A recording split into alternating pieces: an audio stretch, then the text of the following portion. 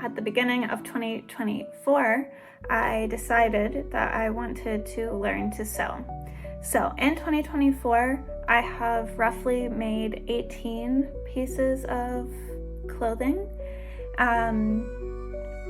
some for myself and some for friends.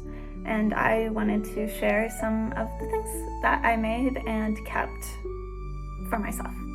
These are not in any specific order because I don't remember when I made them. Maybe I can roughly say, and I hope I can remember some of the highlights of making these pieces of clothing. In the coats and vests category, the first one that I made was a vest. Hopefully you can see it, but it's fabric from a Japanese store that I ordered from called Miss Matatabi, and I ordered quite a bit of fabric from there. And then the red bias binding is from an IKEA quilt that had red bias binding, and I took it off to use for the vest. I followed a tutorial from the Essentials Club, which was a self-drafting tutorial using a t-shirt. So when I first began sewing, this is what I learned to do, not using patterns, but just by trying to self-draft from clothes that already fit you. I really like the vest itself.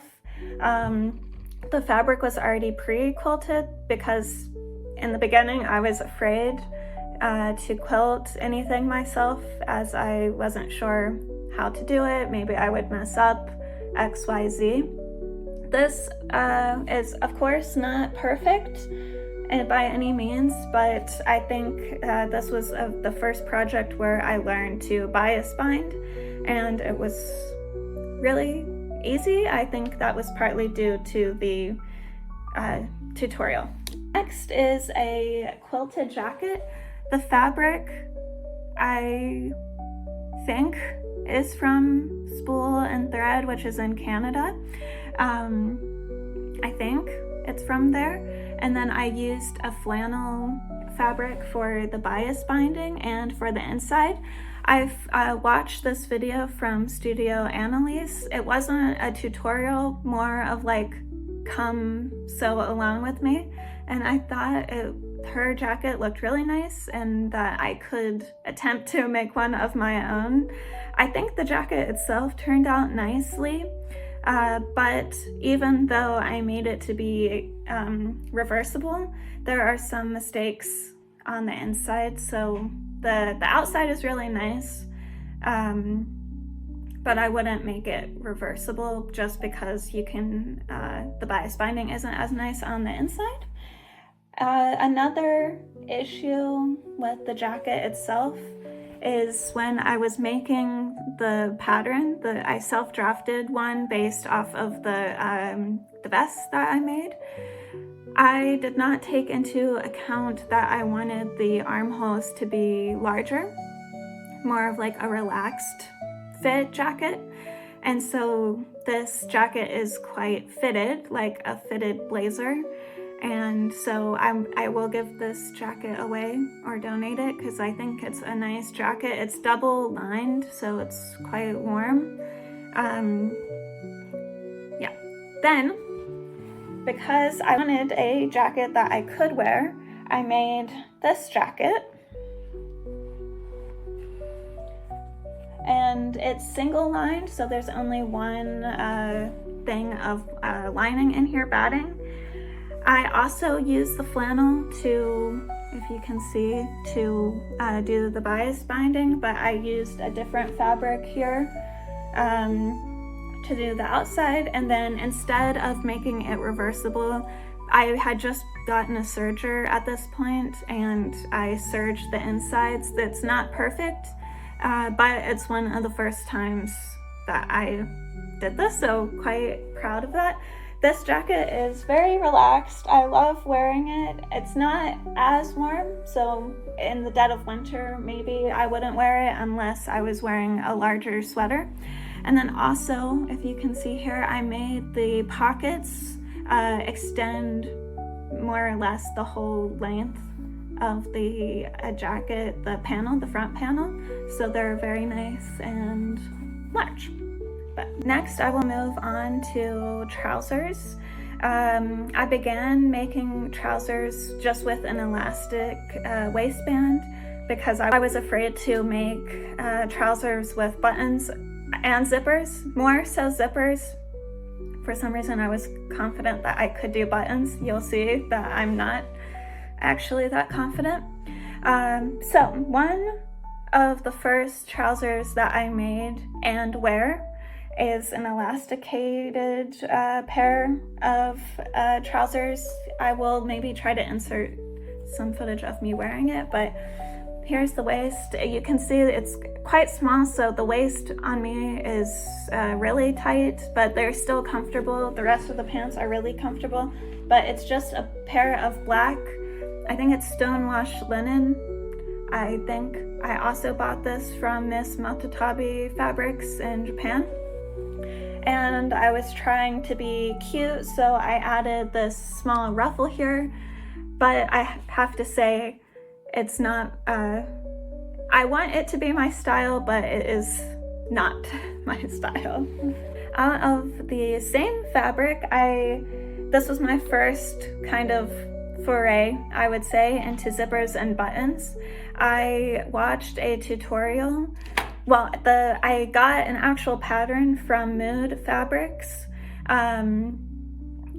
but I watched a tutorial from Eloise and Ezra tutorial. It's a YouTube channel. The pants, the pattern is called the Live Pants, and it's just a pant with kind of pin striping on the front. This was my first pair of pants really going into any of this pin striping or pin tucks, and also in the back. This was also the first pair of pants where I installed a zipper, which because of the tutorial was very easy. However, I'm still more or less working on buttonholes. My machine just gives me trouble with it, so currently I hand sew my buttonholes and then use the machine to install the buttons. But I think these pants are also really comfortable. They're I would wear these to work. They're very comfortable, professional. Black, of course, so good color. And yeah, I think they turned out very nicely.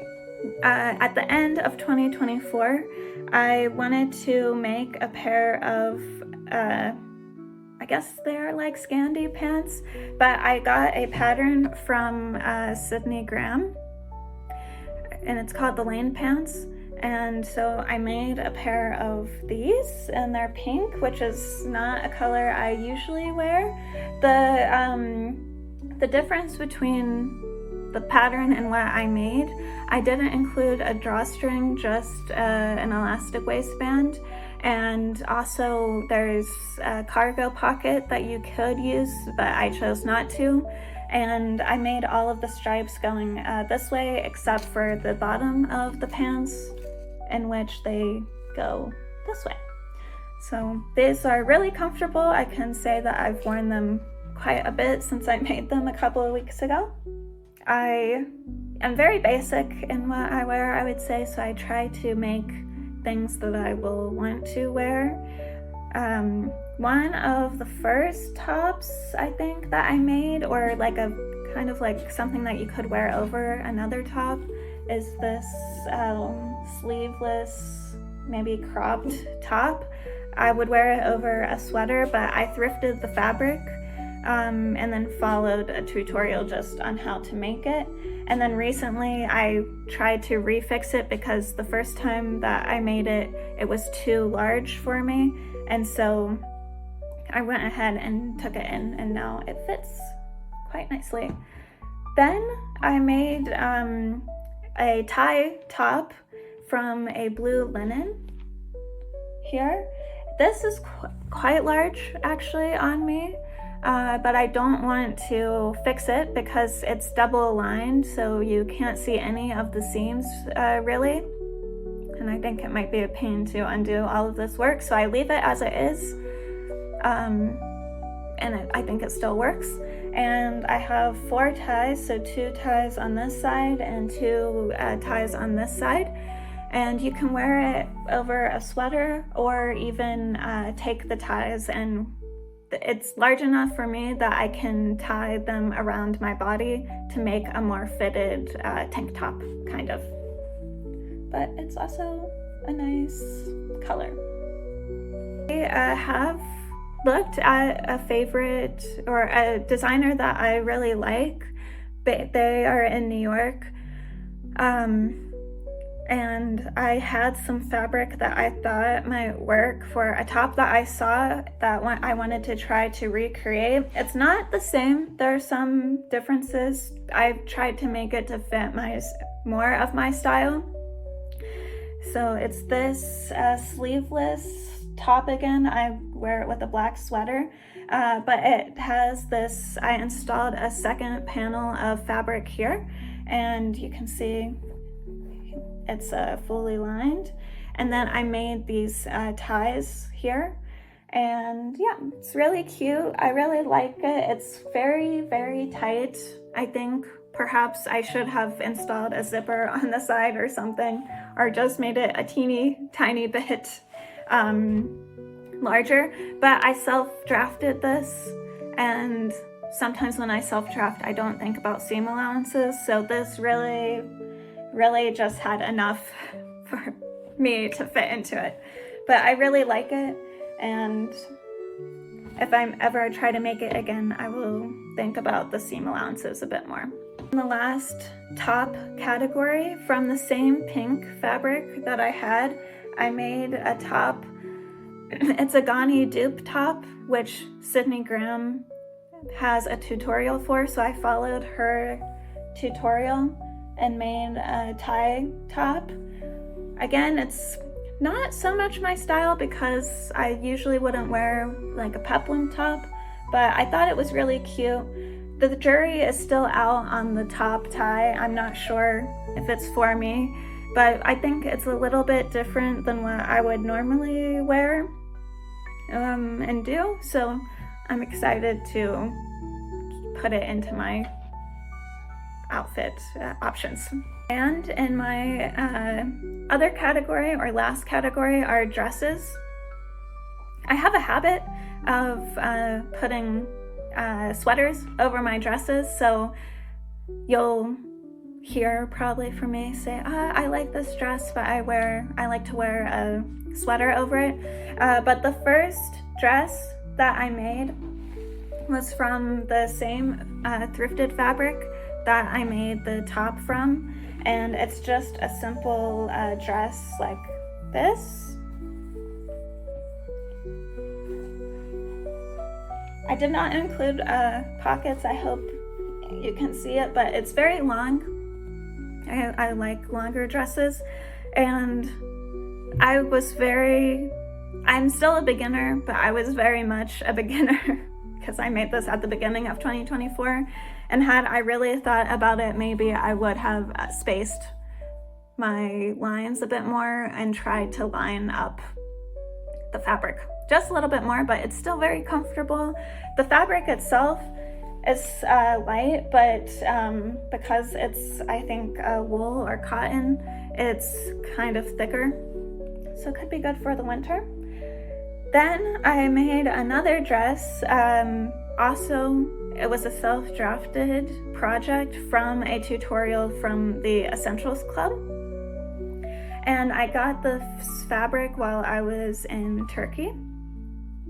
And it's a green dress here with different layers, and I seam gathered everything. It's also very long. I really like the dress itself as a skirt, but the top just doesn't really suit me. When I first made it, I made these really large, but it was just not working with my shoulders and face, I guess. So I made them smaller, but I'm not convinced about the top. And I'm thinking actually maybe I will take the top part off and put an elastic waistband in and use it as a skirt, because I really like the skirt. I like the color. I like the fabric. It's also a very special fabric to me. And I would love to wear this. Then lastly, of the things that I made and kept, I saw this outfit on TikTok that I really, really loved. It was a dress, kind of like a tartan fabric dress with a red, very long red knit scarf. I'm still knitting the scarf. I saw this at the beginning of 2024. I'm still knitting the scarf because I'm a very slow knitter. But I did make the dress, and it's like a pinafore dress. So there's this little pocket on the front and these very long straps that are supposed to button in the back of the skirt itself. I would say this hits me right below my knees, I think. I put pockets in them as well, but I'm kind of thinking, after trying it on again, I may install a zipper on the side and then close these up. Originally it was supposed to have buttons, but I have such trouble making sewing buttonholes on my machine that I stopped and just have left my sides like this. But I think I'm going to install a zipper on one side, close the other side up, and then use my straps that do have buttons in the back, but I kind of like them as like a halter tie in the back. So I may do that. We'll see. And that is what I sewed and kept in 2024. Sewing for me has been a really fun process, because I can stay at home and be warm and listen to something, or be very, very glued to the screen of the tutorial. It makes me excited to follow a process and see in the end a really nice outcome. And I hope in 2025 I can continue to do the same thing, but also expand my sewing knowledge just a little bit more and make clothes for my friends also.